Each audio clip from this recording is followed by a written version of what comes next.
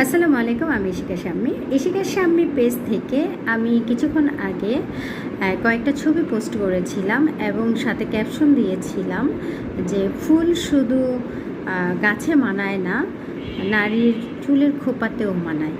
তো সেখানে আমাকে একজন একটা কমেন্ট করেছে, আমার খুব পরিচিত সম্পর্কে দেবর হয়। সে আমাকে কমেন্ট করেছে যে আলহামদুলিল্লাহ ভাবি, শোকের মিছিল এখনও শেষ হয়নি।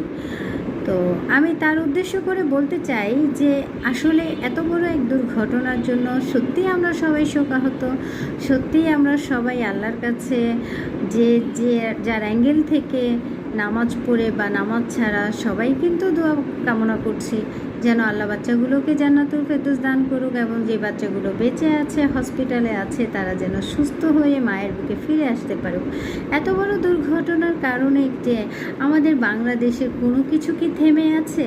বাংলাদেশের মানুষরা কি না খেয়ে আছে? বা যেই বাচ্চাদের যেই ফ্যামিলিতে এই এত বড় ঘটনাটা ঘটেছে সেই বাচ্চার মারা কি থেমে আছে? কাজকর্ম বলেন, খাওয়া দাওয়া বলেন, রান্নাবাড়া করা বলেন, সেগুলো সব কিছু থেকে কি থেমে আছে? এবং সাংবাদিকের সামনে এসে মাইক্রোফোন হাতে নিয়ে বাচ্চা না পাওয়ার কষ্ট প্রকাশ করছে, কোনো কিছুই তো থেমে নাই। তাহলে আমার একটা পোস্টের কারণে কেন শোকের মিছিল থেমে যাবে বা সেটা শোক প্রকাশ করা হবে না? আমি আসলে ব্যাপারটা বুঝলাম না।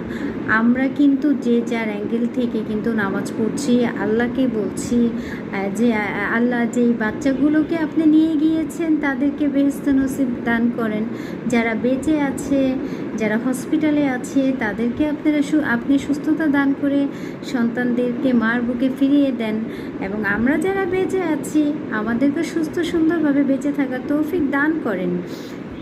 তো কারো কিন্তু কোনো কিছু থেমে নাই যে কোনো কিছু থেমে আছে। সোশ্যাল মিডিয়াতে কিন্তু ইউজ পরিমাণের এই নিউজটা কিন্তু শেয়ার হচ্ছে। তো ফেক নিউজ শেয়ার হচ্ছে, রিয়েল নিউজ শেয়ার হচ্ছে, সবটাই হচ্ছে। এবং সাবেক প্রধানমন্ত্রীকে নিয়ে কোনো কথা বলার পরে কিন্তু দালালি করা, এইসব কথাও কিন্তু আমাদের শুনতে হচ্ছে, আমরা সেগুলোর ভুক্তভোগী হচ্ছি।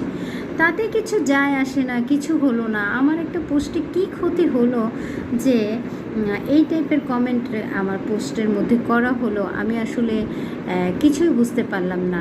আমি তবে এইটুকু বুঝতে পারছি, এটাই হচ্ছে আমরা বাঙালি জাতি, তো একটু বেশি কথা বলবো, এটাই স্বাভাবিক।